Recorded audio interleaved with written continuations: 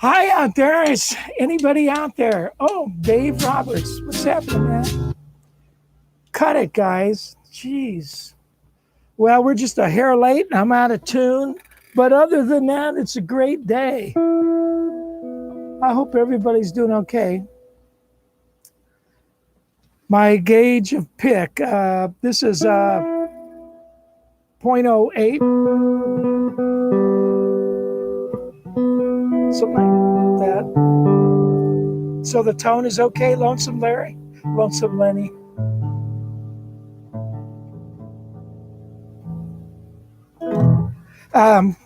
Yeah, so look at this is, I've had this for a while, and I thought, well, I'm going to bring it. Hi, Brad.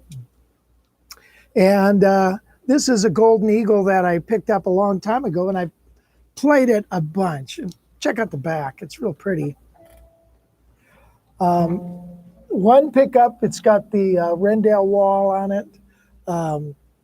It's the pickup designed by Rendell Wall. They're a little more lower mid-rangey, throaty kind of sound. The action on this is super low right now because it's the top is shrunk. You know, you gotta really watch your guitars because they go up and down like a sponge with humidity, and this hasn't been humidified. So David, hello, Brad. Okay, you guys can talk to each other, huh? Sorry, Rich, can't tune in. Recording right now with. Okay, cool. Well, thanks for letting me know.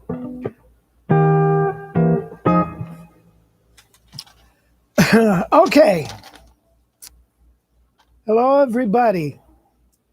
Hope you are doing well. Okie dokie.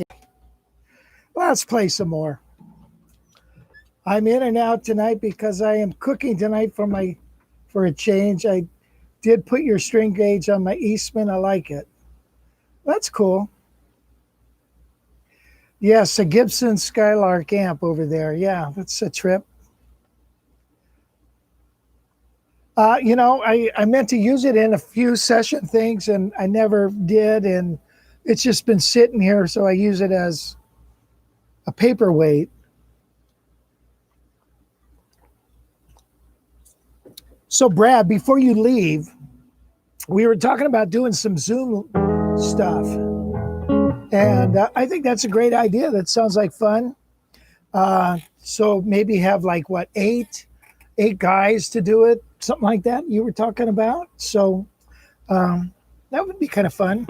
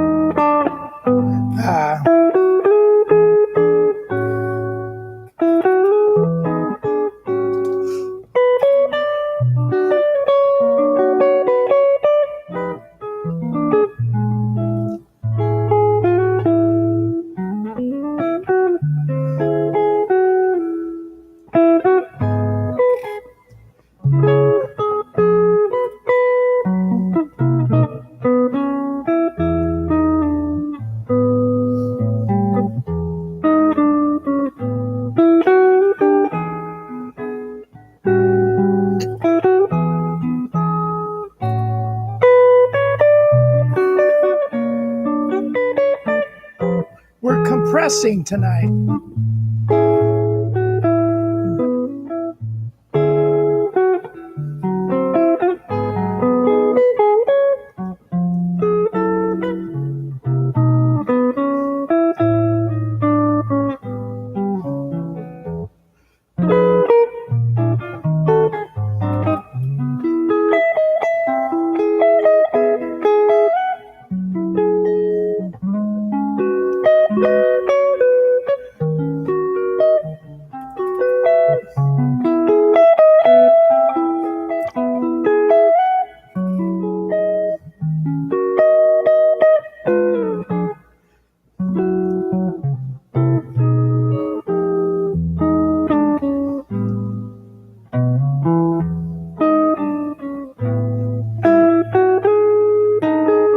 Isn't this a great song?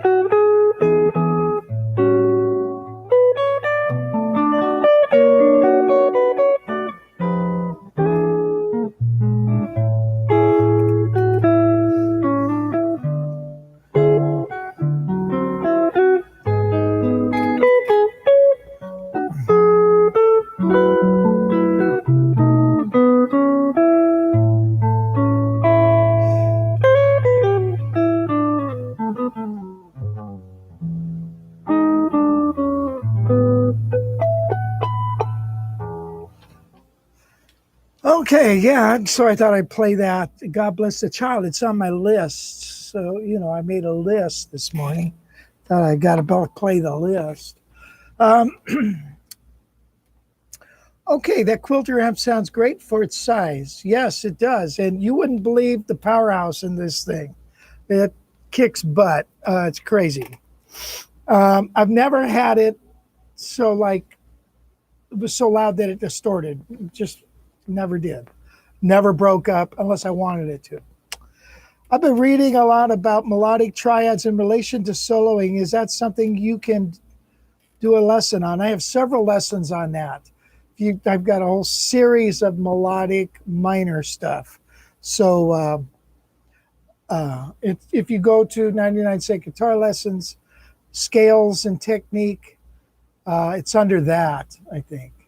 And yeah, the melodic minor is a cool scale. So if you're going to use it as an altered dominant sound, so if I'm in a key of C, the 5 chord is G, so I would use an A flat melodic minor.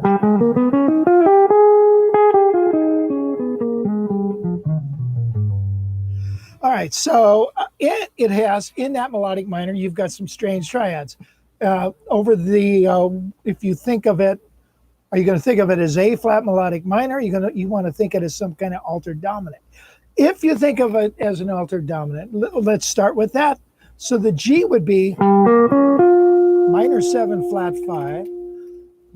And then the chord built on the flat 9 would be minor 7, major, minor major 7, built on the flat 9, minor 7, built on the third, augmented major 7. And that's the real cool little chord, right? Okay. Then the D flat, well, that would be built on, what is that built on? That's on the flat 5, so it'd be D flat 7, sharp 5, E flat 7.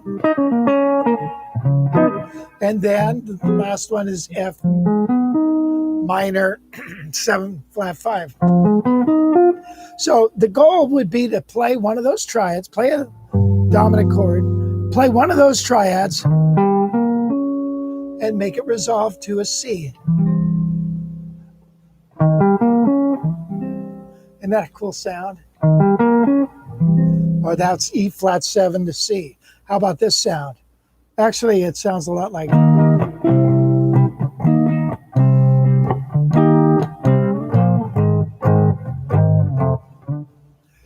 Left a good job. And it reminds me, when I was in high school, I was in a band. I was in a band, and it was all college guys. And they were called the Union Bookstore. And I got in the band because my best friend, who I grew up with, who I actually thought I was related to, got me in the band. And so I got to hang with those guys. And they opened for Ike and Tina Turner. So early on, I got to open for Ike and Tina Turner. We were just talking about this on Facebook. And so I brought my girlfriend, Gail, to the show, and she was on the side of the backstage on the side. Well, we were playing, and in the Ike and Tina Turner band was this little sax player, little white guy. He was probably one of the only white guys in there. And he's hitting up on Gail. I mean, like he's all over her, like a duck on a June bug, or ugly on a monkey. So I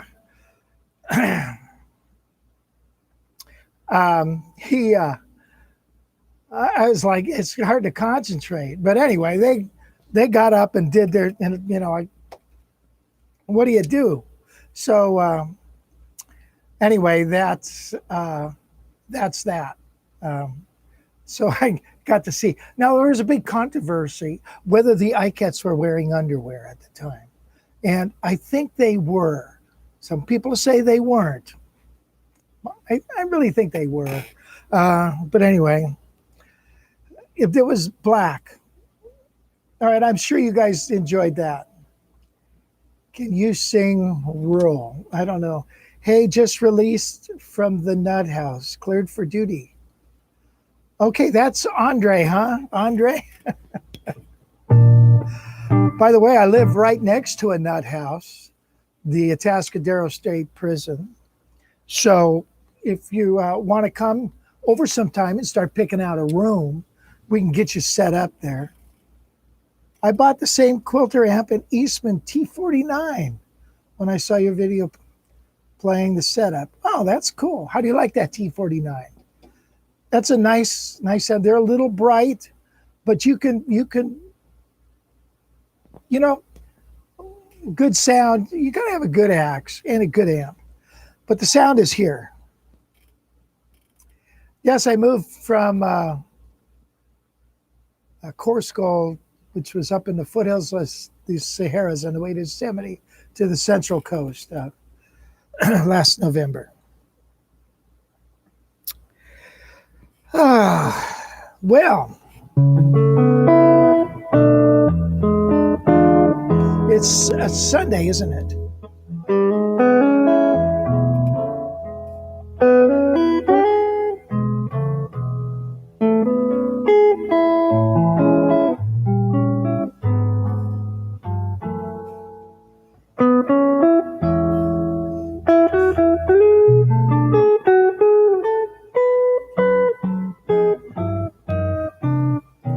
Yes, Gail loves it here.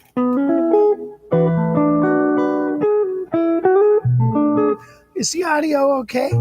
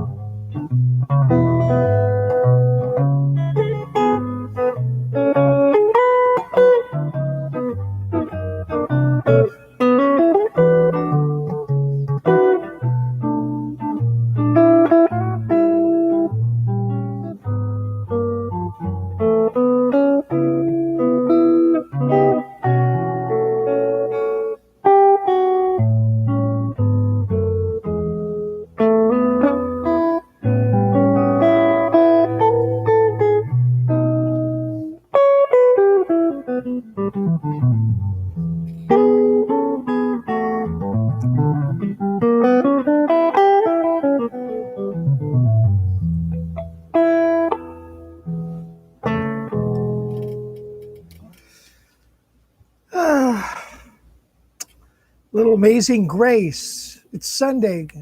We got to have a, thank goodness there's a little grace in the world. Jake, she always did a great job at the camp. Sounds great. Thank you, Jake. Okay, Lonesome Lenny, I put a Bartolini pickup in the Eastman and raised it with the washers you recommended. Very nice tone.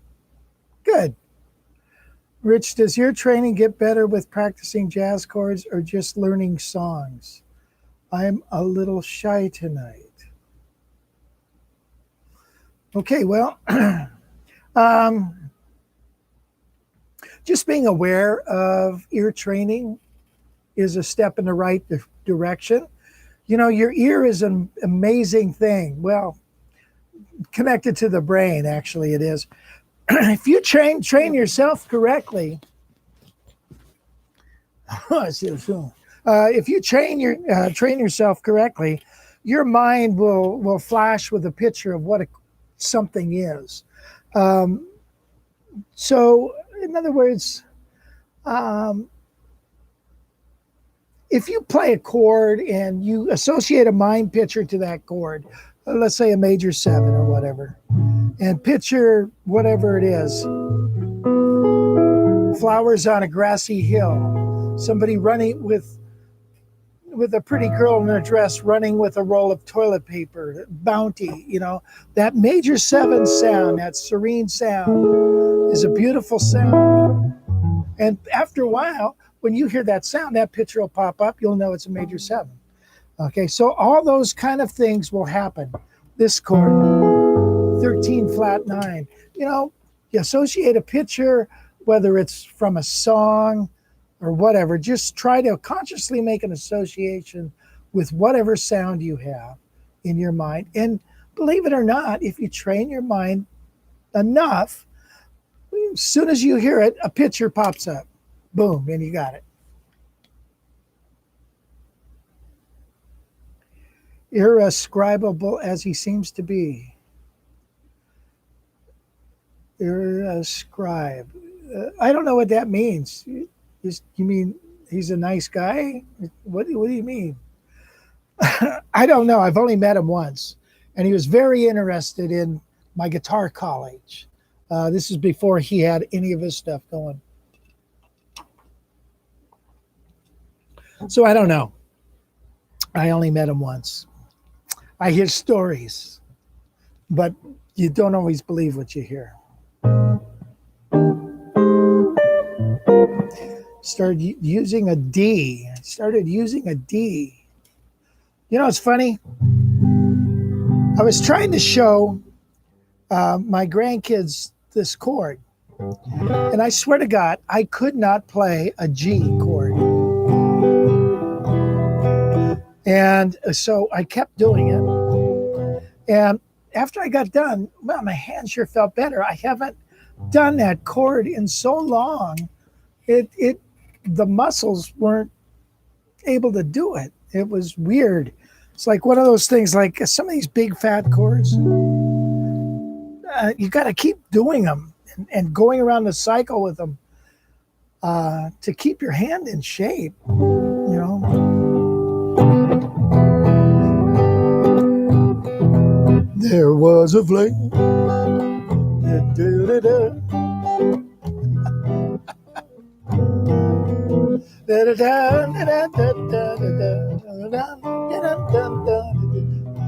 And the reason is his latest flame. A friend of mine was up and he was playing that song, and we were trying to teach my grandkids that song, and they were doing pretty good with it. What are your thoughts about using a melodic minor over a diminished chord? Well, I don't. It depends on how the diminished is functioning. But to be quite honest, the diminished chord doesn't come from the melodic minor scale. It comes from the harmonic minor scale or the, it comes from the harmonic minor scale or the diminished scale. Okay. So I would just use a harmonic minor scale. So if I have a B flat diminished is the built off the flat 9 of, let's say, A7. So therefore, A7 is the 5 chord of D minor. Okay, so then I would use D diminished.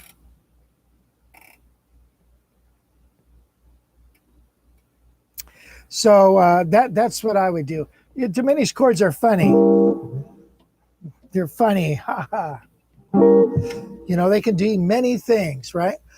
You can build a diminished chord off the 3, 5, flat 7, flat 9 of any dominant chord, right? And it turns that dominant chord into a flat 9 chord. So generally speaking, a diminished chord is used that way. If I have A, let's go G. If I have G, then a G sharp diminished, and then an A7. Well, that G sharp diminished is actually extension of E, right? That's the third of the chord, E. So I could go the B diminished, or I could go C sharp diminished, right? Or I could go E diminished. No, F diminished, sorry.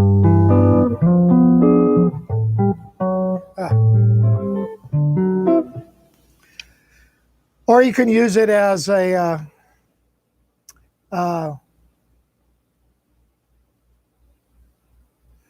or you could, well, that's enough about that. All right, I started using a guitar strap to get the angle. Did you see my video on that? I have a video, a vlog on that, and that's a real good thing. It really helped me. And in the video, I explained that I used to play like this, and my shoulder was terrible. I thought it was over with. So I actually sold my 335 or 175 and got a Chet Atkins nylon string. And when I did that, I was able to get get your shoulder so you're not over like that. So then what happened is started getting what happened, I didn't have a jazz box anymore. So I went to a music store and I found a Yamaha ACS 1500. And I picked that up, and Gail said my face, as soon as I started playing it, just lit up. And she said, I knew we were probably going home with that guitar. And that guitar just opened up the whole jazz thing again for me without just playing a nylon string. And then from there, I realized I wasn't holding the guitar correctly. Crazy, isn't it? No, I don't have anything for full house. Hold the guitar dangling between my legs. Brad, whatever floats your boat, man. But don't brag about that.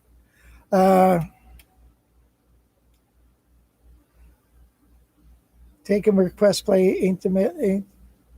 Do you have a lesson on impulse behaving on the website? Yes, I do. All right, I think I did it last week, but I'll do it again a little bit.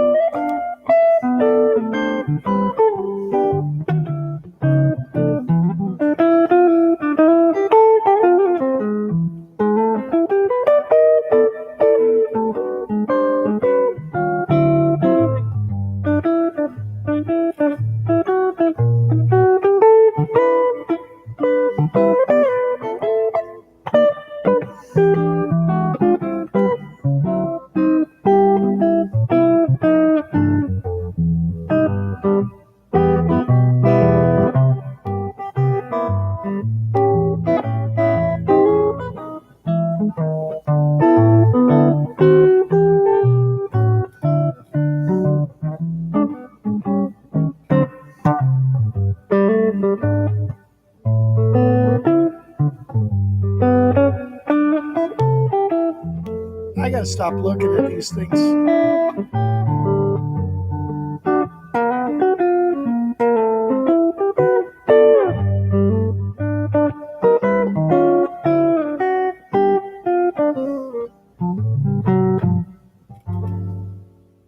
Something like that. Thanks for all your guitar advice. You're welcome. Great lessons and arrangements. Thank you for supporting me. I appreciate it. Thank you very much. Okay, so hi, Rich. Any thoughts on D'Angelico? Really none whatsoever. I've played a couple. Guys have brought a couple of them to the workshop most of the time to sell. So that'll tell you something there. But if you want the real deal thing, you pay a lot of money for them. They sure are pretty. A little gaudy in the headstock. You think this is gaudy. Jeez. But yeah, they're the real low end. I think I talked about this before. A friend of mine or an acquaintance I met at a guitar store, guitar show brought one in, and he put 2 humbucker pickups in it, and he showed me what the top was made out of, and it almost looked like cardboard. It was weird. Is there such a grape and has a blues? Oh, yeah. Ain't Misbehaving? Yeah.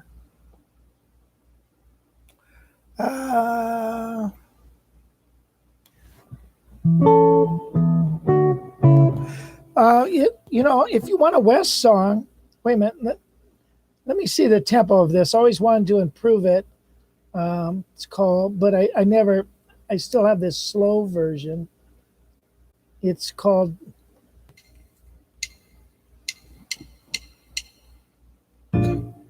oh, let's see. Sorry.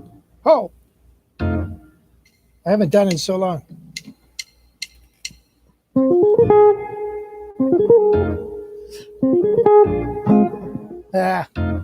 I don't know where to start.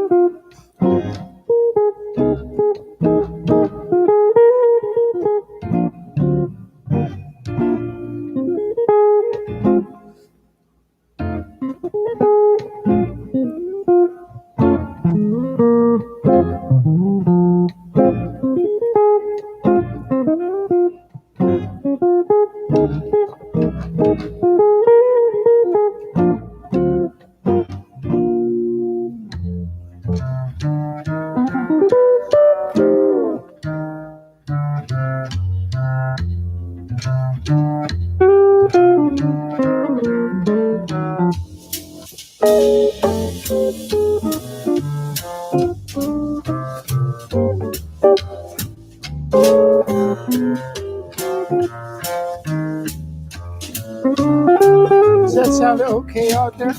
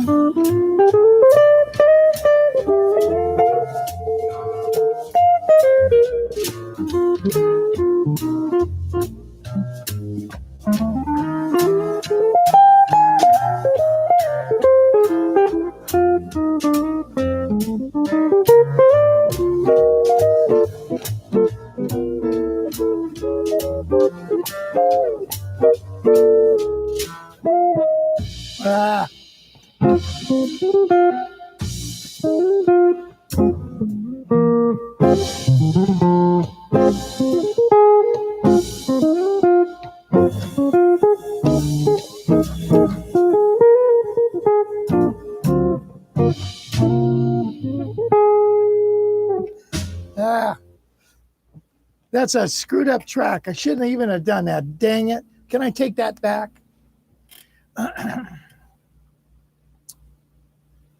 When you're accompanying a singer who isn't a jazz singer, do you take out some of the great jazz arrangements and just play closer to the basic lead sheet? No. What you do is try to screw up as much as possible. You know what? Excuse me. I think you have to have an understanding with your singer right from the get-go. And here's what I say. Look, I'm going to accompany you. You're not going to sing for me. I'm going to accompany you. So what I want you to do is just sing the song like you would anything in the shower, and I'll accompany you. Okay? So then I set them up with a key. Let's say they're doing it last, right? You know.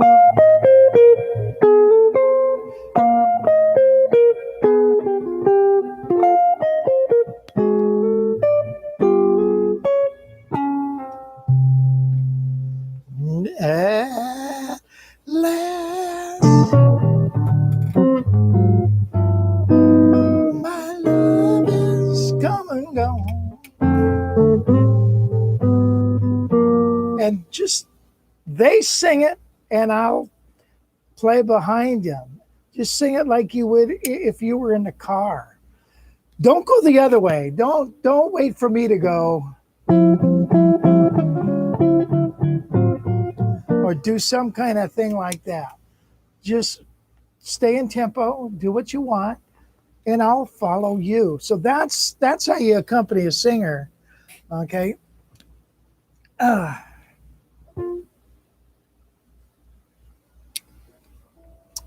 Okay, when it comes, all right, let's see. I'm actually thinking of getting a Telecaster. It worked for Ed Bickert and Ted Green. Well, you know, Ted's Telecaster was hardly a Telecaster. It was honed out. It was, underneath his pick guard, it was all honed out. Did you know that?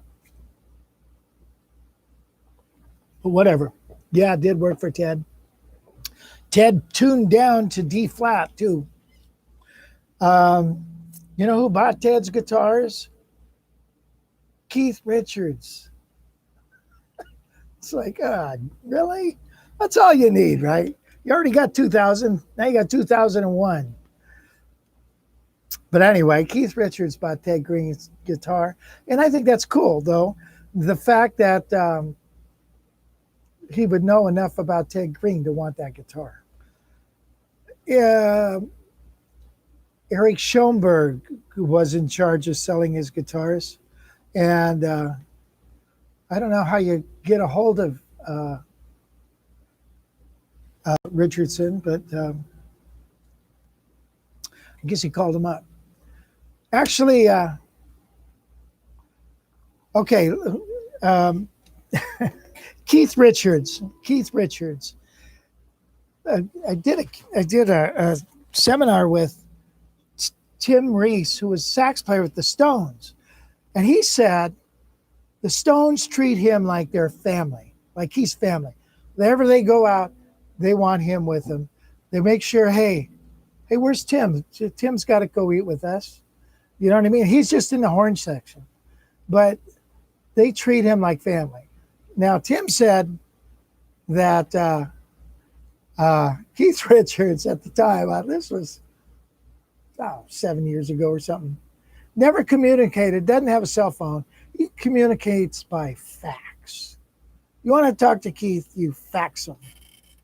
So that's kind of funny. All right, a little ditty. Okay, can you show us some alternate chord variations for the basic diminished chord form and the two basic augmented forms? I don't know if I know any.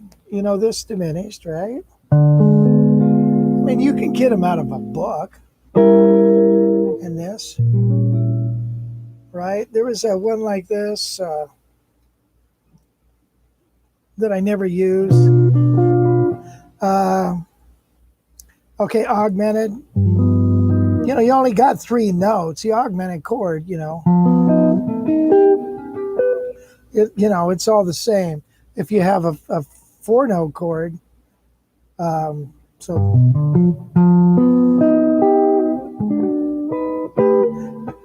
do you know how to find your inversions? Let's go over that real quick. Look at here's the notes of a G augmented, say F, B, D sharp, G. All right. Now, how do I find my next inversion? Well, this might be impossible to play, but here's what I would do. I'd move this to a G. That's the next higher note. I would take this and I'd move it to an E flat. So now I got that. I would take that and move it to an F. I can't. And I would take that and move that to the B. So I'd have something like this.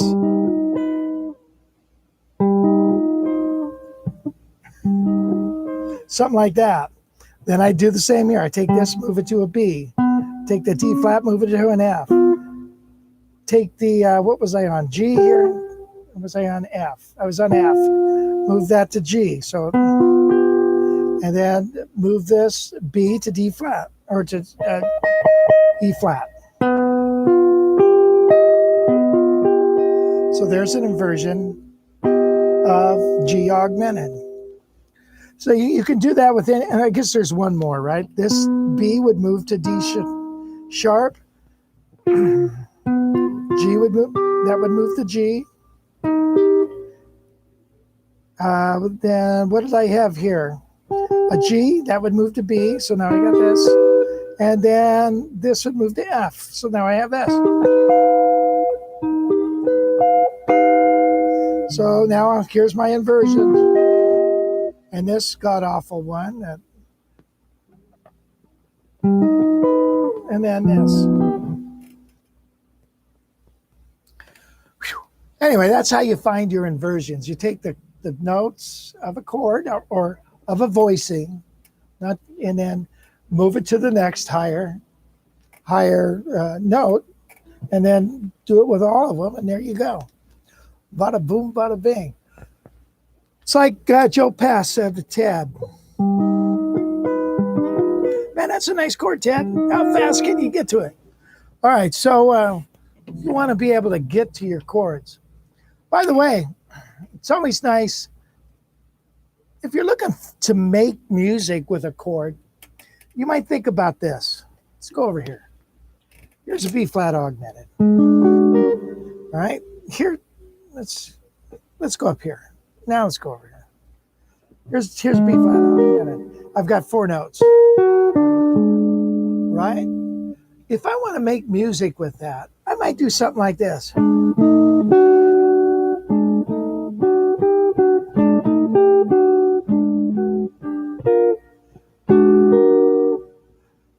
I slide it back and forth. And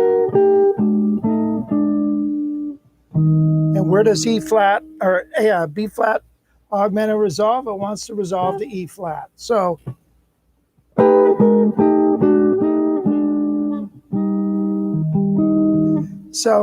you can take just any chord you have, just move it up and down, sidestep it, half step below, half step above, and just try to make some music with it.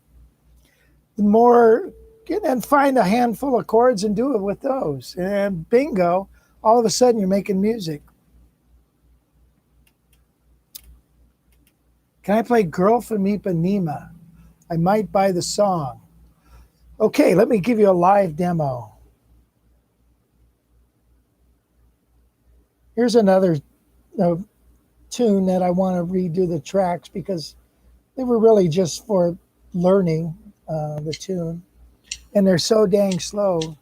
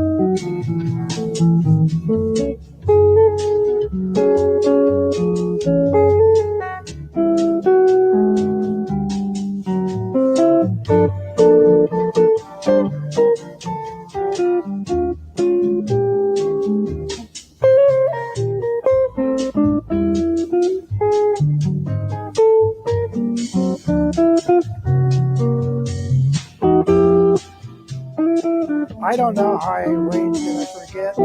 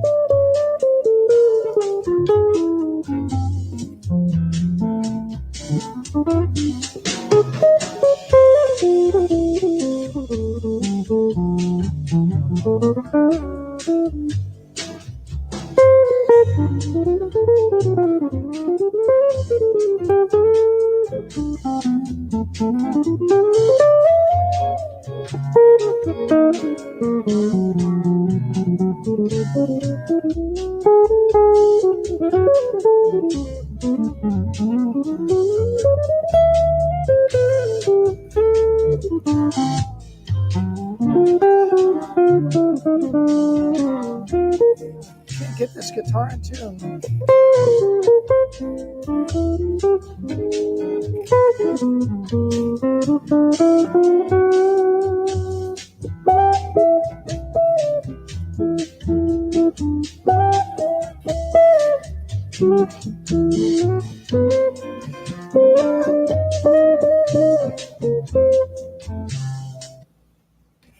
Something like that.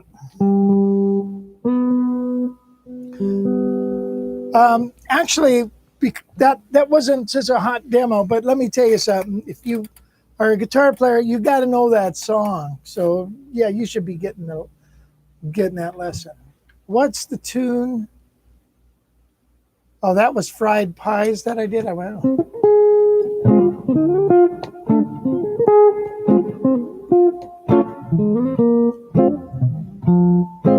Okay, Jazz. Brad says, for singers, I like to do an intro, and the last chord of that intro gives the note that she would come in on. That's, yeah, absolutely. Yeah. You know, like I did last. All right, then.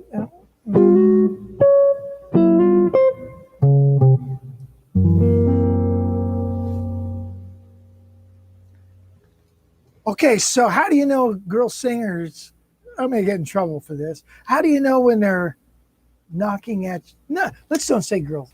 How do you know a gender neutral singer is knocking at your door?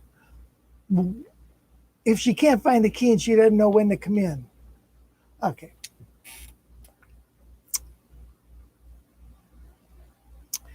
Okay, I did not know that about Ted's guitar. Yeah.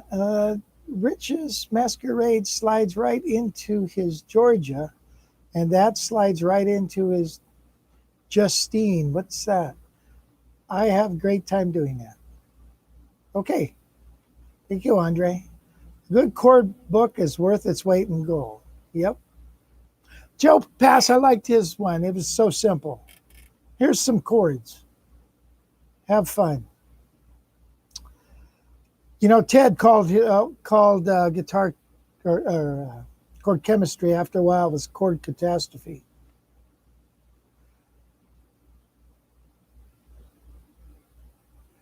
Late Model Guild Artist Award guitars are really nice, beautiful.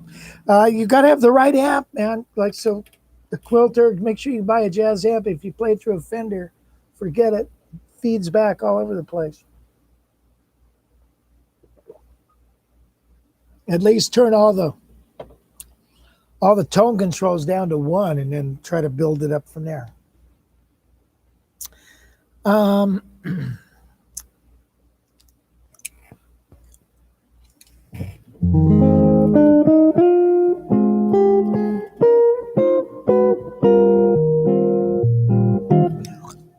Somebody saying 4. Yeah, that's I've heard that. I think there's an album with George Benson and Al Jarreau doing 4.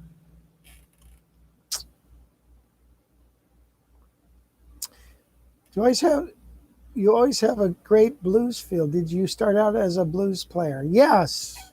I mean, you know, I liked I liked Mike Bloomfield, Eric Clapton. I got into B.B. King a little later, but Mike Bloomfield I really liked. And didn't really get into B.B. King that much, you know, until I wrote a book and, you know, I don't know. But I always liked Mike Bloomfield, man. I love that Electric Flag stuff. But you know, once I started hearing jazz, it was all over for me.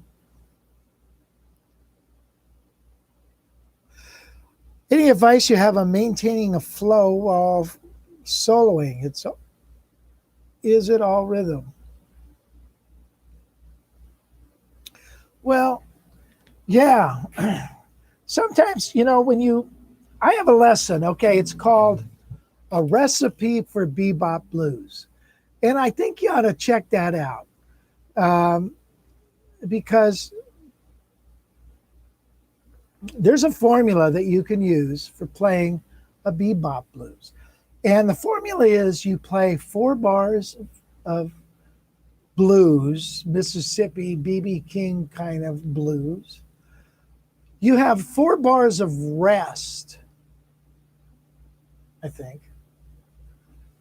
or hardly anything, and then 4 bars of jazz somewhere in the song. So let me see if I can find a blues somewhere, and I'll show you what I'm talking about. But it's called A Recipe for Bebop Blues. Let's see if we can do it at. Man,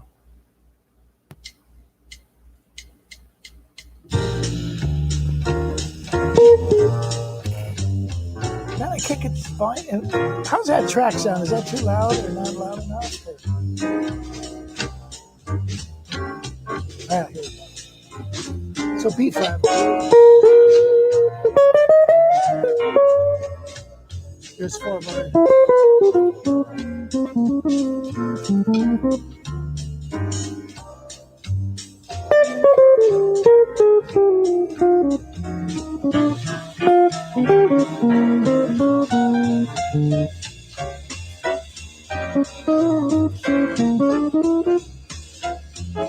I can't. Let me get it too, man. That's driving me nuts.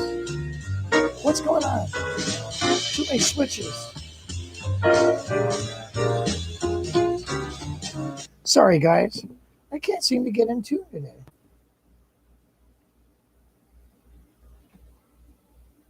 But anyway, that was a poor demonstration of that.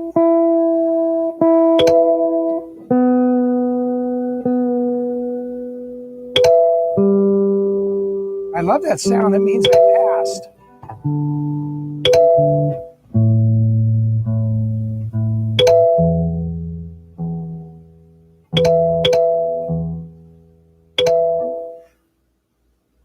Okay, sorry, guys. I know this is kind of bogus to be such a flake.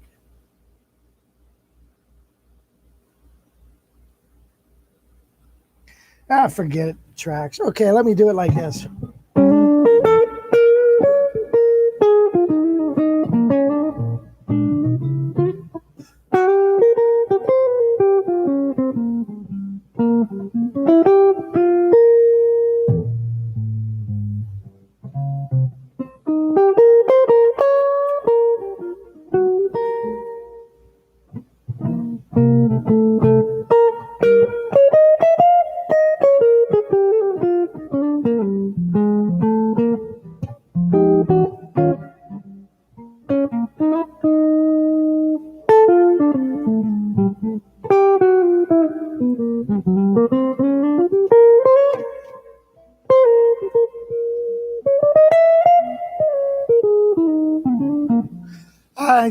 I don't know. You get the idea? Something like that. Okay, Mom Bloomfield was your guide to any advice? Maintaining a flow while soloing. Let's take a tune like There Will Be Another You, something like that, maybe. Do you play that tune?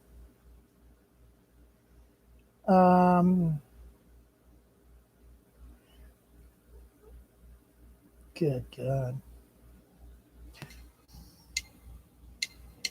So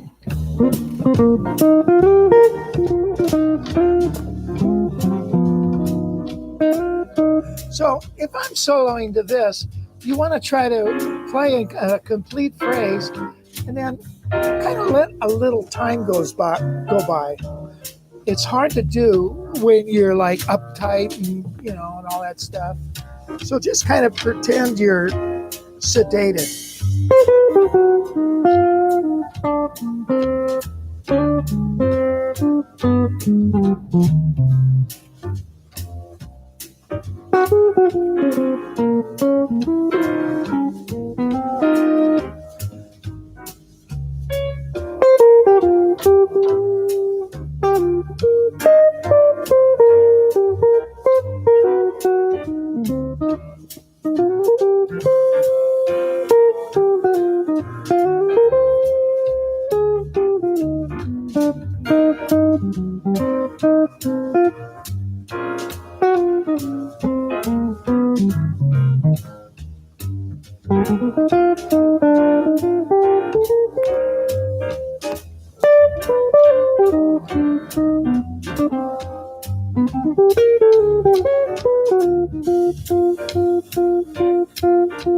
Try to find some common tones.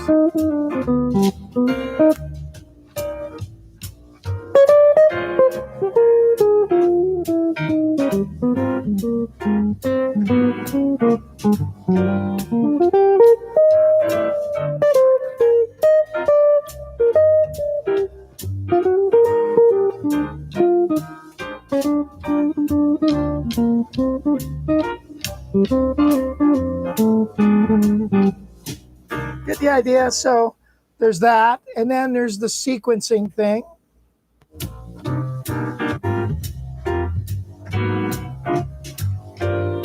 Am I overloading?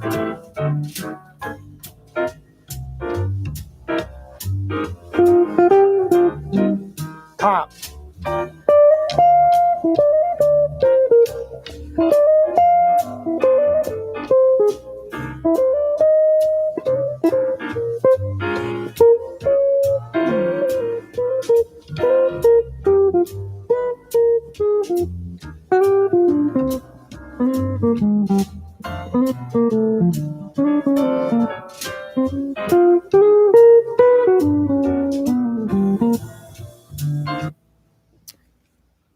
Okay, so anyway, something like that.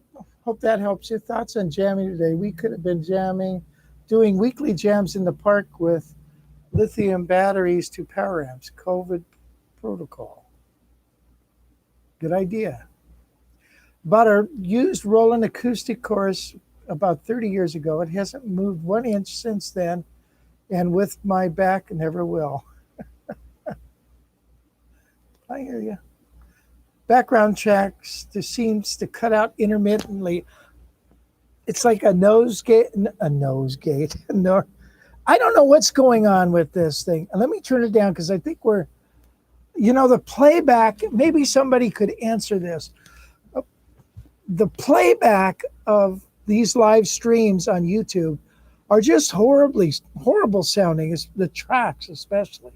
So I thought it has to do with a terrible compressor on their end or something with the bit rate or something. So now I'm trying to compress a little bit here, and I don't know if it's working or not. Anyway, I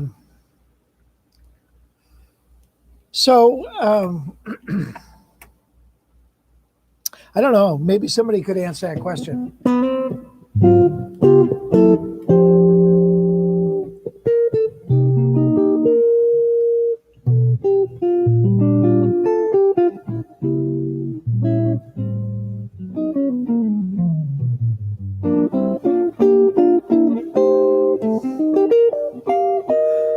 Well, Brad, I was thinking that too, that the compressor was trying to eliminate background noise. So therefore, it's thinking that the tracks are so low that it's thinking it's background noise and it's trying to eliminate it. So maybe that's it.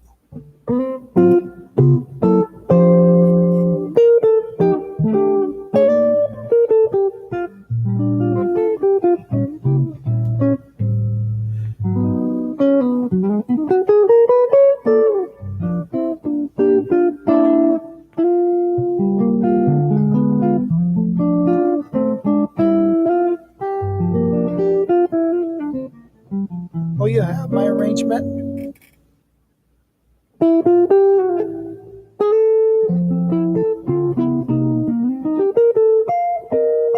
The tracks are going directly in there.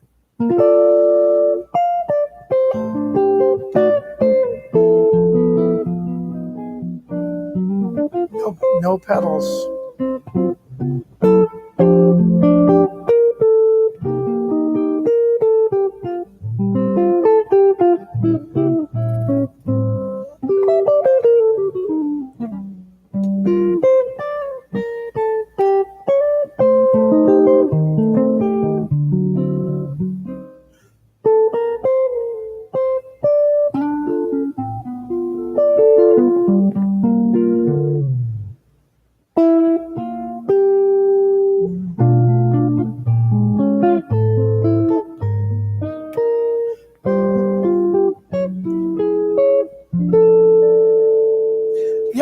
using any pedals or anything.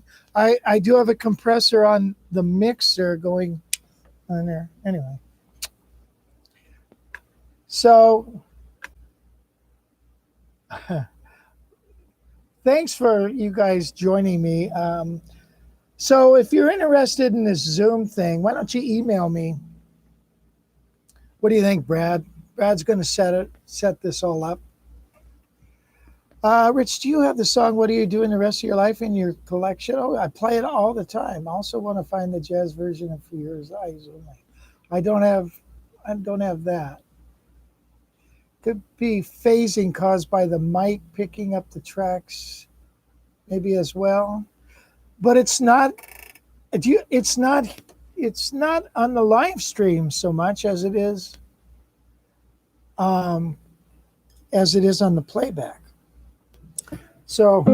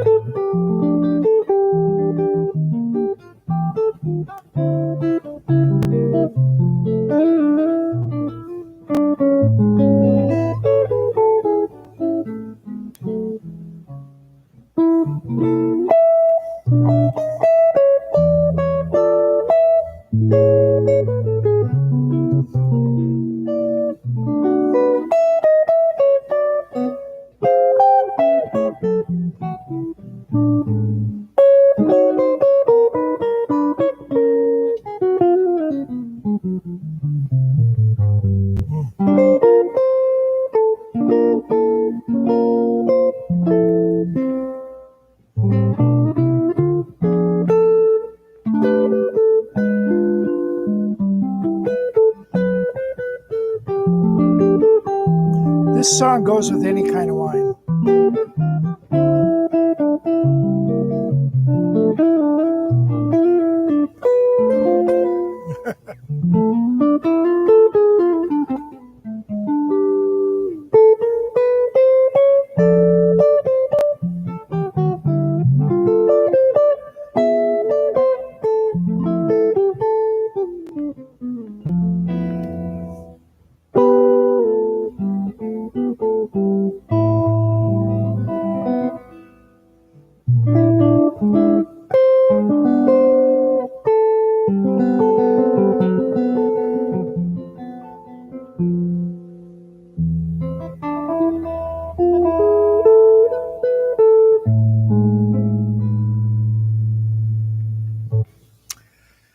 So I was got lost in North Hollywood trying after a gig, and I came across Dante's, and it says it was Monday night. How often do you get a gig on Monday?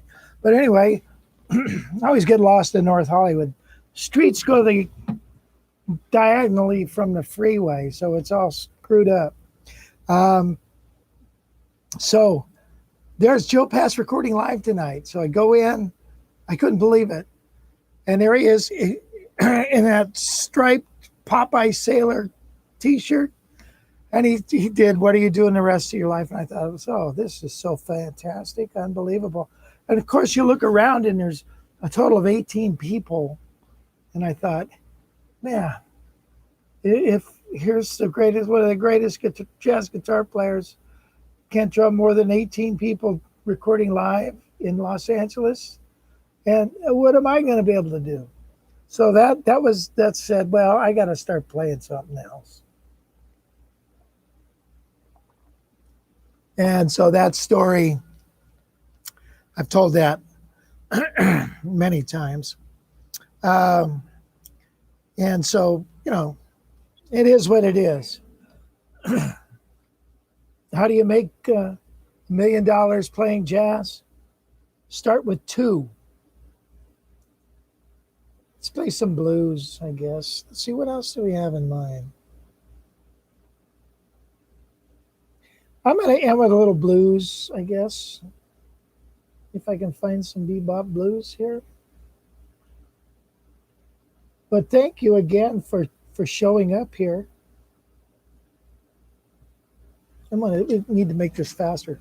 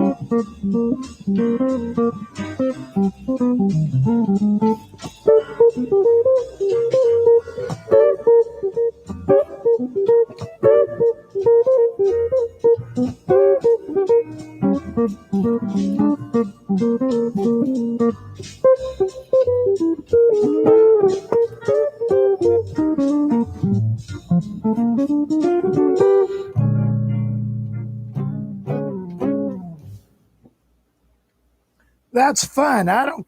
That's just a lot of dang fun. Okay. Okay. Well, anyway, thanks guys for coming. Let's see. Somebody, Greg Hartline. How you doing, guy? I appreciate you coming in. Somebody asked something. All right. I hope I got to your questions. Well, look at. We'll see you later. Again, thank you for showing up. I really appreciate it, and hopefully we'll try to get the sound squared away so it's better and better on everything. So again, thank you, and I hope to talk to you later. Thank you. I'll talk to you soon. Adios, amigos.